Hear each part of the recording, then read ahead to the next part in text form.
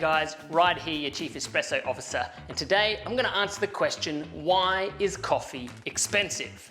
And it's a fantastic question, so thanks for asking this. But with the current news, you've probably all seen the news articles about the coffee price going through the roof. You know, small lattes are now going to cost $7 or more. It's a very good question, is why is coffee expensive? But is coffee expensive? Or have we just been lied to for many, many years about what coffee is and how hard it is to create a beautiful, delicious latte just like this? So let's take a look. I'm going to go with the unpopular vote here, and I'm sure I'm going to get a lot of people hating on this, but I think coffee is still too cheap. And it should be a lot more expensive. But before you start yelling at me because your coffee should cost $3 for you to purchase and you don't want to pay a single cent more, let me explain why I think $3 is just too cheap for such a beautiful, delicious drink. So firstly, we have been marketed to and lied to for years and years that coffee is just coffee. Coffee is caffeine. That coffee is just there just to get your kick. You don't need anything else. Shouldn't be expensive to get your morning boost. That's all it is. Well, what if I told you you're wrong? Because coffee isn't just caffeine. In fact, it's only 2% of the entire bundle of nutrients that are inside that beautiful, gorgeous bean. And if it was just a way to get your kicks, well, there's cheaper ways to do it. You can buy caffeine tablets, which have 200 milligrams of caffeine in them. They are about $12 for 100, so that makes it about 12 cents per capsule. And one capsule contains 200 milligrams of caffeine, which is about the equivalent of 4 of these coffees or 2 double shot lattes. So why aren't we all just having caffeine capsules? Well, there is a reason that coffee is the most consumed beverage on the planet. Let me explain why. Coffee beans aren't just beans that grow in the ground and you just dust off the bit of dirt, shove them in your cup and gulp them down. They're not even beans. Coffee is actually a seed, and it's a seed of a cherry. This particular cherry called a coffee cherry, and inside are 2 little tiny seeds that when roasted turn into what we know as coffee beans. But getting there is a very long process, and it takes a lot of manpower and a lot of work to make sure that your cup tastes good as well as giving you that caffeine. I would go as far as to say that coffee is as good as water. Coffee might even be better than water if you don't drink it with milk, because without milk, it essentially is water plus the nutrients that are in coffee as well. And coffee has about 2,500 nutrients, complex chemical compounds that are in there that add to your digestive system, help with Parkinson's disease, help with cancers, help with preventing a lot of different diseases in your body. It helps balance your insulin, it gives you riboflavin, it gives you vitamins, it gives you tannins, a whole lot of nutrients in each cup of coffee. When you think about it as a health drink as opposed to a caffeine boost, then you start to appreciate it a little bit more. Now, let's also remember that each coffee you drink has traveled from around the world. If you live outside of the US, Europe, Australia, and a lot of other countries, then chances are your coffee has been imported. It's traveled thousands of miles just to get to you. It's not grown locally like your wines and your fruits and other produce that you get that is cheaper, but even when we look at wine, for instance, we can start to see some similarities in how wine is produced and how coffee is produced. Let's start to break down the amount of time it takes to produce wine versus coffee. Let's take, for example, this Costa Rican coffee. It's gonna cost over $100 retail to purchase the beans. So some would go, that's ridiculously expensive. How could you ever charge that? Well, this has come all the way over from Costa Rica to Australia. And I'll go into the steps of how many steps it takes to get here. And that's before it's even roasted and then obviously brewed into a coffee. The second thing is that it cups at 85. And a quality score of 85 means it's super high quality. It's what we call specialty grade. It's not commodity grade, it's not undrinkable, and there are coffees out there which are undrinkable. They just pure caffeine. A lot of those go into your instant coffees and into creating your 200 milligram capsules of caffeine. But this is drinkable coffee, and not just drinkable, but exceptionally tasty coffee, so that every time you drink it, you just get this warm hug that wakes you up in the morning from the caffeine, but you get this delicious warm hug every morning to help you start your day.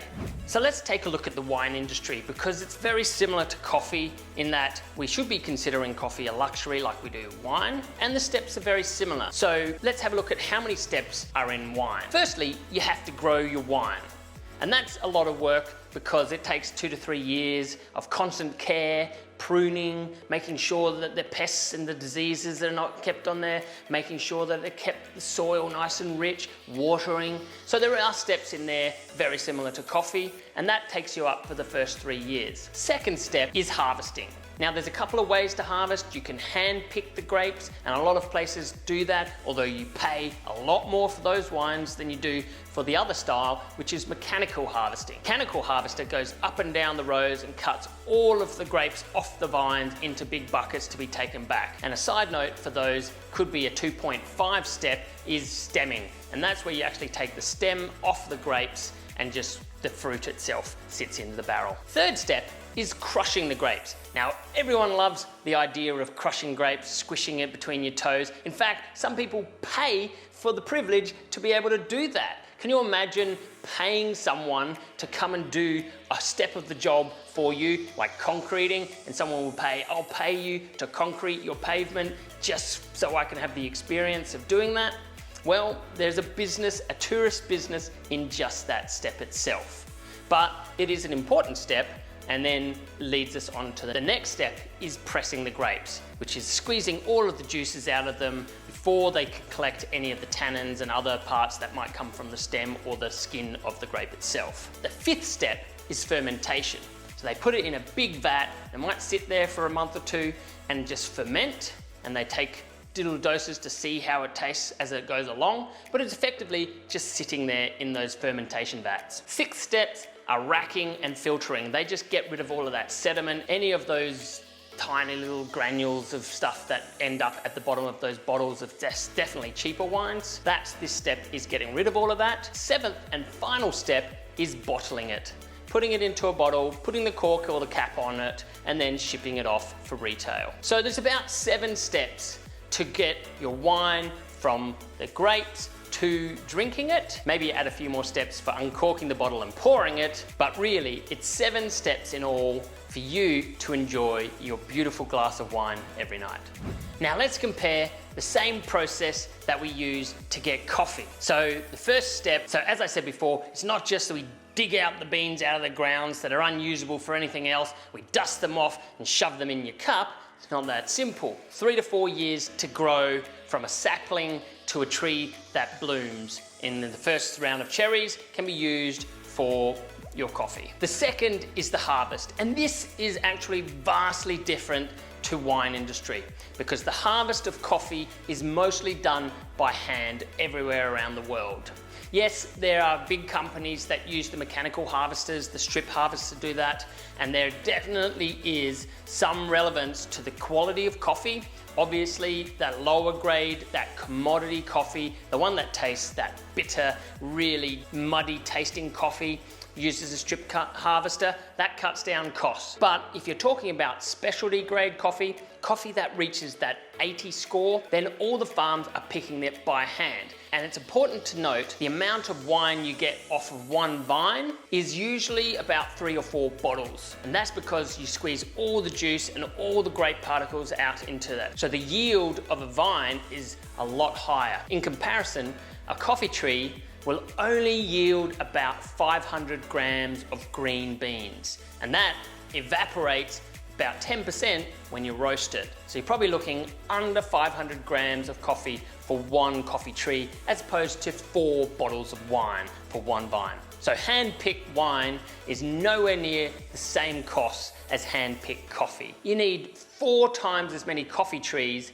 in order to get the same amount of wine. I mean, look at these two photos side by side. You can see there's hardly any cherries growing on the coffee tree versus how many grapes are growing on that one vine. The difference is astounding. Okay, so third step. We're only up to the third step now. The third step of coffee is sorting it. So once you've handpicked it, there's leaves, there's dirty ones. Sometimes there might be some unripe or overripe ones that get collected in there, even though they're trying to pick only the ripest cherries at the time. Then there's twigs, rocks, sticks, other things that are in there that just generally need to be sorted. Fourth step is the processing. Now, there's a couple of different ways to process coffee.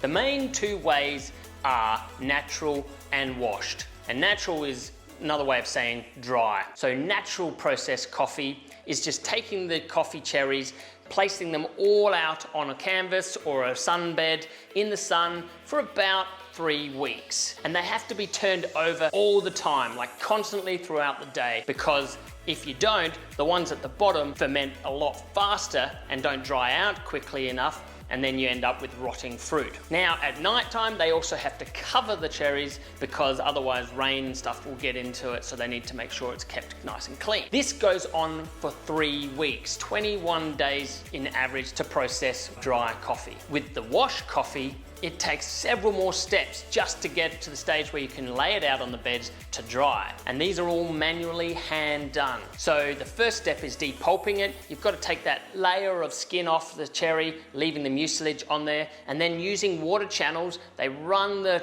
cherries down the water channels into different separating things, picking out any ones that they see that are floating and not sinking. The ones that are heavier are the better quality ones, and the ones that float tend to be defective. They also have to sort them into their general sizes so that all the sizes stay the same. And then at the end, they need to sit for 48 hours and ferment so that it gets rid of that last bit of mucilage so it's nice and clean. And then they can go out on the sunbeds, and then they still have to be rotated for 3 weeks continuously until they're completely dry of about 11% moisture. So you might think, now we've done that, we're ready for export. Wrong. That isn't even close ready for export. So after they've been dried out, they are now ready for the 5th step, which is called milling. And the milling is usually a different station. Most farmers don't have the means to be able to process coffee ready for export. So even if they do have the washing station, they don't normally have a milling station. The milling is probably the most arduous and hard-worked part of this. So it uses a special machine called a dehuller, and that hulling machine gets rid of that parchment, which is the final layer of skin just around the seed itself. That pulls that off. Plus they have to still pick out any of the Quakers, ones that have insect damage or other defects in there. Usually you can spot them pretty easily at this point. The 6th process is again checking for any of the defects. This happens throughout all the stages, but I've put it in here as its own particular step because this is where it mostly happens. The 7th step is where it goes on a pneumatic screen and air and jiggling around. I like to call it the jiggling belt because all of the beans sit there and they go into their respective size screens. So the larger size beans all sit together and the smaller size beans all sit together. This makes it easier for roasters and for when you're selling, but mainly for roasting because you don't have to adjust too much of the variations based on the size of the bean if they're all similar sized. But it also adds to the quality of the bean itself because the larger size beans are considered more high quality and they go for a higher price. And the smaller beans are usually a lower quality, except for pea berries. Pea berries are a special type of bean where inside the cherry, there's normally 2 seeds, 2 beans inside there. With the pea berry, there's 1. It usually grows a little bit larger and it's more juicier. It's kind of a natural mutation that occurs in all of the coffee trees. 8, we're finally getting ready to export. Now we have a nice polished green bean that goes in the Hessian sack, or nowadays more in a Grain Pro protective from all the elements and diseases, and it can get exported over to us at the other side of the world. But we're not ready to drink it yet. So 8 steps to get to export, which in the terms of the wine sounds about similar, except that we'd be drinking our wine right now and we haven't even got it into the country yet with our coffee. The roasters of the world would hang me if I said you could just chuck them in an oven and do it in about 12 minutes on your own, because there is an art form to roasting coffee. and the most expensive beans in the world could be destroyed by a bad roaster or just even a bad roast in itself. So there's so many elements, about 10 more steps just in roasting to get it to a point, and it's kind of like a conductor directing an orchestra with the amount of things going on and elements and variables that they have to constantly consider to make sure that your cup is not destroyed before you even get a chance to drink it. Sure, you can buy a home roaster, do it yourself, you can even roast in a wok if you wish, but you're not going to get the same quality out of the beans than if you do with precision gear that's really designed to get the best quality result. And those sort of things cost you $60,000 upwards to $500,000 for a decent size roaster.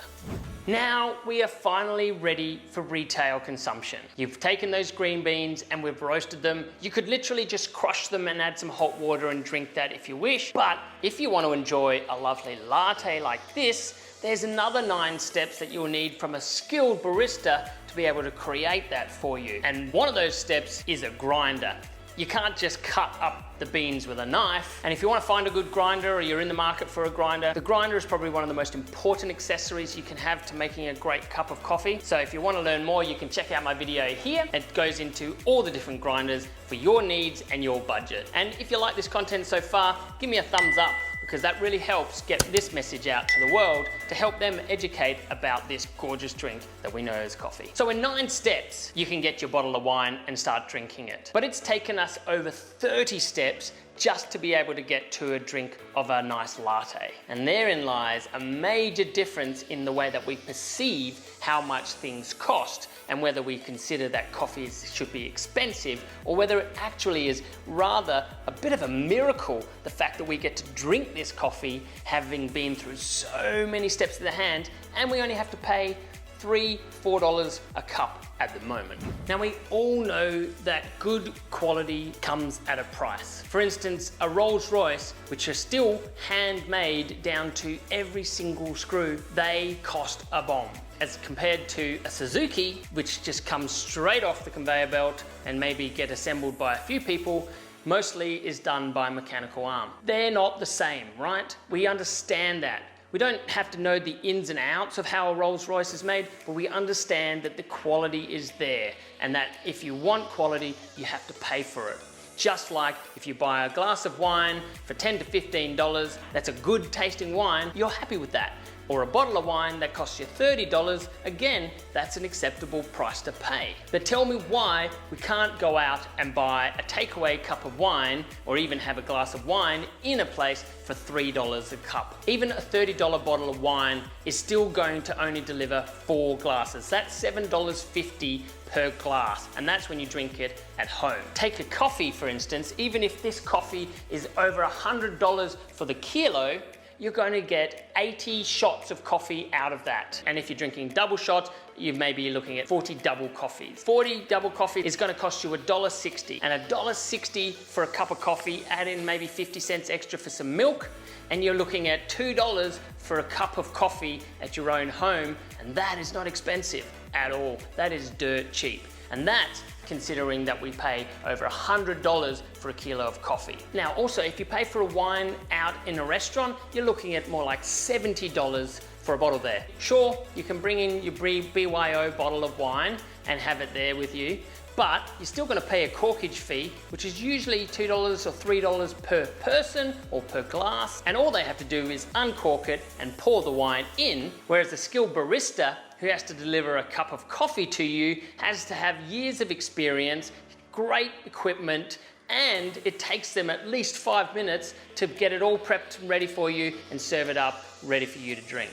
So really, why are we complaining about a cup of coffee going up to more than $7 for a takeaway coffee or a coffee in a cafe? Because it's just perspective. It's just education and perspective of the amount of time and effort it goes into creating your cup, and the way that we've been taught for hundreds of years to think that coffee is just a commodity, just there to give you your daily fix. That's not your fault. It's the way that we've been conditioned, But hopefully by me doing these videos and educating people about them, you can understand the intricacies that goes into getting this coffee to not just taste like something that came out of a carton in the ground and just dusted off and popped in your cup, but something that actually took a lot of care, time, and precision to get. So hopefully you understand now a bit more about how much it takes to get your coffee, and you can appreciate the amount of work that goes into it. And maybe it will change the way that you drink coffee in the future. Maybe you won't go have 3 coffees a day at a takeaway place or at a cafe to get your fix. Maybe you'll start buying coffee for home, getting your home set up right, bringing the overall costs down and leveling up your skill and appreciating the amount of work that goes into making a coffee. And the more we look at the wine industry and compare it with the coffee industry, the more the big players in the market who are driving the prices down. Yeah, and I'm talking about those massive global conglomerates that are forcing the price down, that aren't paying their farmers enough money. They're not putting enough emphasis on the quality of the coffee for anyone because they are about driving for profits, but actually a cafe only makes about 10% profits on a coffee. You're not talking about enough money to be able to go out there and buy your Lamborghinis. Those are the massive companies. They're the ones that have all their yellow Lamborghinis that drive around in their flashy cars, that they're constantly trying to tell you that coffee should be cheap and that caffeine is the entirety of coffee, so that you don't worry about their margins. It's all perspective, and hopefully you have a bit of understanding now about how amazing the coffee is. And if you want to purchase it, you can jump over to coffeebeansdelivered.com.au. We have a whole range of blends and single origins, including this Costa Rican one, for a limited time, so you can enjoy the most amazing cups of coffee at your own home, wherever you are around the world. But if you don't, if you still think that $3 is the max that you should have to pay for your coffee, well, let me leave you with this. What other stone fruit do we depulp, take the seeds out of, dry them out, process them, roast them, crush them, compress them, run hot water through them, and then drink the golden liquid that it produces? I'm Ryan, your Chief Espresso Officer. Enjoy your brew.